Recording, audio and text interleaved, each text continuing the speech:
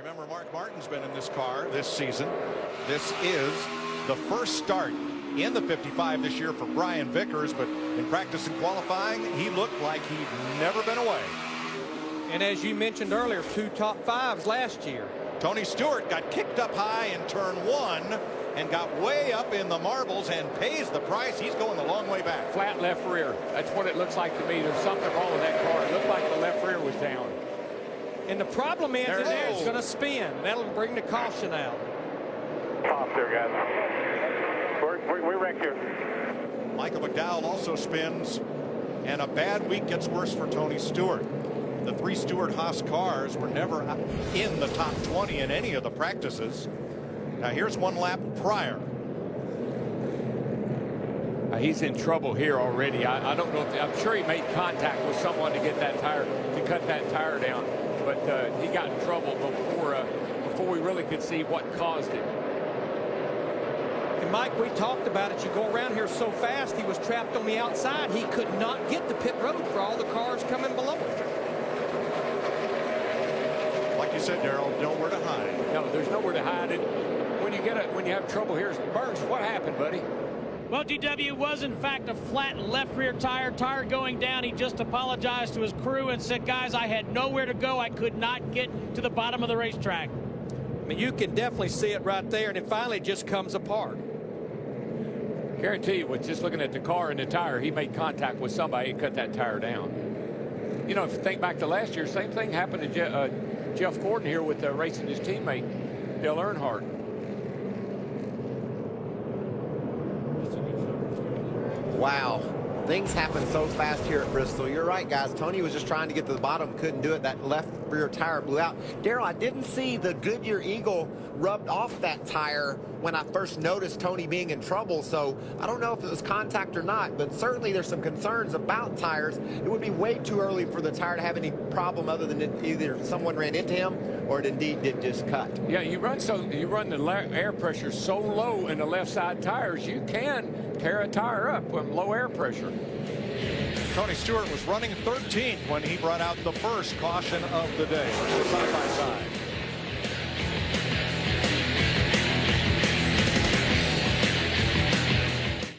Truex to the bottom now. Here's Steve. And Mike, Brad Keselowski is definitely tight in the center. In fact, his spotter, Joey Meyer, is saying the leader is running a width or 2 higher than you in the turns, but he can't get it to turn. Yeah, if you're tight, I mean, that's a good thing to do. Move up the hill a little bit. You can get a little bit freer up there. Casey Kane with some clear traffic ahead. He's right back after. Oh, hard in the wall, Jeff Burton. Jeff Burton got sent into the turn 1 wall as things stacked up behind him. And we're under caution for the second time. Quite a bit of damage. Got into you, man. Guys, I got Marcus Ambrose heavily involved. Yeah, damage on the right front of the 9. my foot got jammed in between the gas and the firewall. I can't get my foot out. That's Jeff Burton. See, it starts with the 13 getting turned around, Casey Mears, and then Burton got into Montoya and said his foot stuck from that contact, and into the wall he went. Yeah, you can tell the 31, Burton, he just never lets up. He runs right into the back of the 42. And this was going on in front of him. Yeah, this was that little mini wad you were talking about. So then Burton gets a shunt from Carl Edwards. Man. Bouncing all over the place. And things wad up here in a hurry. Remember, they pit on both sides of the racetrack here. And Danica Patrick on this caution is the Aaron's lucky dog. You don't need credit. All you need is Aaron's. The pits are open. Larry Mack, when the race started, Paul Menard was just a little bit tight, but he said the track's starting to come to me. He's turning really well. He said his car is great in the center, just a little bit loose on the drive off. They took 2 tires and made an air pressure adjustment on that last stop. Whoa, and Jeff Gordon slid right up in front of him and got a little boot from Menard for his trouble. Menard said, you know, I don't appreciate Mr. Gordon. That was almost a slide job that went bad. Yeah, it was. Maybe that was Mikey driving the car then. Joey Logano, 10th, right where he started, and picked up a couple spots, gave back a couple. Running bottom of the racetrack, Matt Kenseth comes up alongside in the 20.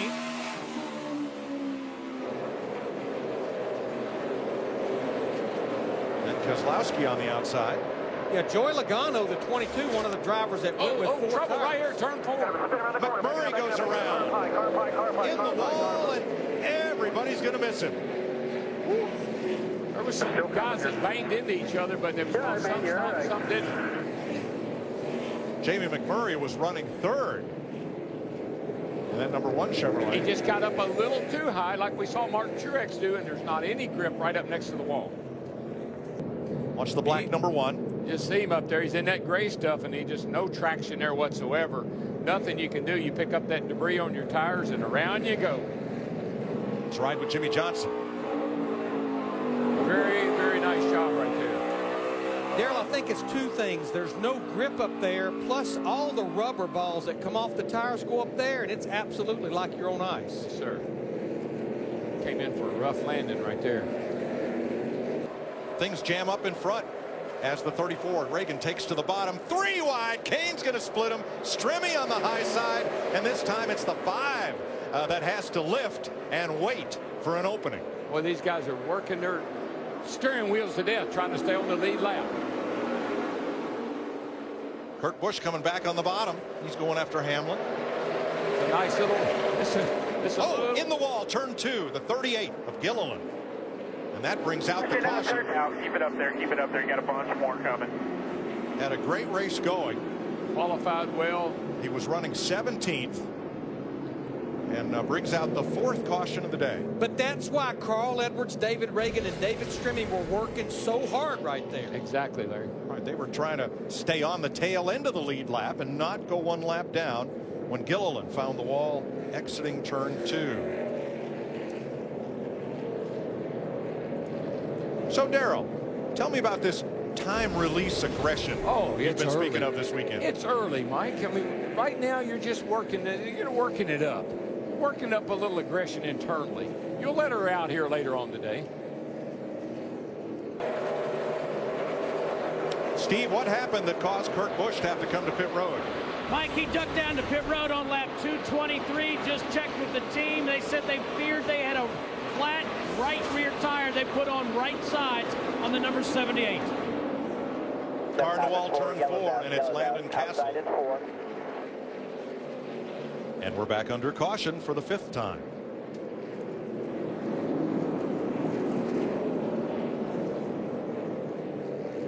Seems they scraped some embers off the right side of that camo.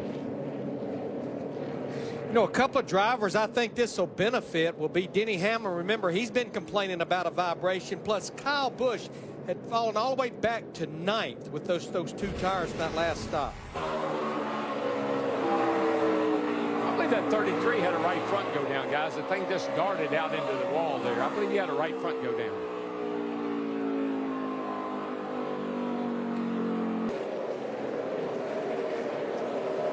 So Kenseth out the restart, leading now by 0.7 of a second. His teammate Hamlin in 2nd. The Chevys of Johnson and Kane 3rd and 4th, and the Ford of Biffle 5th. Chris? Mike, time for the AT&T mid-race report. Glad you're watching. Joe Gibbs Racing dominating the first half. Denny Hamlin and pole sitter Kyle Busch have led the most laps, and another caution has come out. Already more caution flags in this race than all of last year. Let's check in with Darrell Waltrip. Thanks, Mike. We'll take a look at why we are under caution. Kasey Kahne, by the way, has led the 2nd most laps today, has 9 career wins from the front row. He started on the front row earlier today, and here is the Eric Almirola slide. And by the way, it's been 26 years since the points leader coming into Bristol won the Bristol race. Jimmy Johnson in position to do that. The last driver to do it was Dale Earnhardt. Jimmy's been steady all day, currently running 3rd with the caution out, the 6th caution of the race. This has been the AT&T mid-race report. It's cleanup time in Bristol, Tennessee, and into the 2nd half in just a moment. I just keep watching that 2-car, Mike, and he keeps reeling them in little bit by little bit. I like the way that thing looks now. They got the right handle on it now. The race leader Matt Kenseth seems like he is perpetually in traffic. Now on the outside. Oh, car in the wall, turn 1 hard. Dave Blaney. front of you, right at the top, right here, right at the... 7th caution, and it comes out at lap 321. That was a hard hit for Dave Blaney in Tommy Baldwin's number 7. He was running 15th on the lead lap. The ex-sprint car champ had a great run going, and Darrell had the look of a right front going down because that car never turned as it went off into the corner. I'd say you're right, Mike. I did not see it, but you can see there the tire is down. Of course, got a lot of damage up there as well, but most likely the way it shot into the wall, that's what happened. Yeah, there he goes. You can just see a dead right turn into the wall. That's the right front going down. We saw the caution out immediately for Blaney. 7th caution of the day, and Matt Kenseth will lead everybody on to pit road. Matt? We are under caution at Bristol. Joey Logano brought out the caution flag, and it was not pretty. Logano was battling Jeff Gordon for the lead. Gordon slipped up in turn 2, and Logano got right alongside him, but could go no further. And coming off 4, Logano jumps up in the groove right in front of Denny Hamlin, and wait for it, pow. What did we say when we were watching this? If he doesn't move Jeff Gordon, somebody's going to move him. And that's exactly what happened with his ex-teammate from Joe Gibbs Racing, Denny Hamlin, in the 11. But Larry, you see that little tap and how absolutely on the edge these cars are? All right, we've had some pit stops under this caution, Krista. Crash, and the 9th caution of the day. Jeff Gordon in turns 3 and 4 appeared to lose a right front tire, and Matt Kenseth drove right under him. Yes, he did. I think you'll see Gordon blows. I don't know if he blows a right front tire. I think that's what happened, because the car just, he goes in, he does that dive bomb thing, and then right here you see the car just takes off. Matt was great big run on the outside and drove right up on the back of him. And we are hearing that the right front blew, but it's almost like something was starting to go wrong, because Kenseth caught him in a hurry in 1 and 2. The handling was going away, Larry. You could see him have to ease off it going into the corner multiple times, and then this right there. Yeah, she just turns, and here comes Matt. Matt had a full head of steam, nowhere to go. So that takes out our 1st and 2nd place cars, 2 good race cars. I think it's Kane and Jimmy Johnson will end up being our leaders. What we say at the top of the show, you can run, but you can't hide at this half-mile racetrack. Here's the situation right now with 50 laps to go. Keselowski's out in front of Casey Kane by 0.7 of a second, but it hasn't been easy. The fast got kind of furious here. Yeah, I don't know what happened here. The 2 kind of pulled down, gave the 5 the outside. I thought, okay, this race is over with. Casey is long gone. Brad held his ground hard on the inside, and then traffic came into play. Kane took the lead, but could not hold it. He comes up against Terry Labonte. Lost his momentum. Labonte up in the high groove. Keselowski downstairs retakes the lead.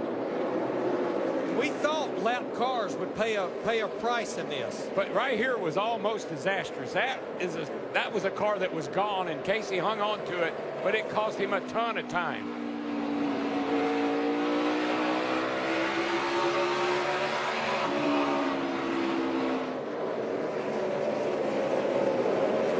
And then 3rd place changed hands with Kyle Busch. 48 in the wall, guys. Yeah, turn 4, Darrell. And you heard it from Jimmy. Blew a tire. I'm not sure he wanted to see that caution. No, I don't either. He gapped Casey just a little bit. Let's see what happens here to Jimmy.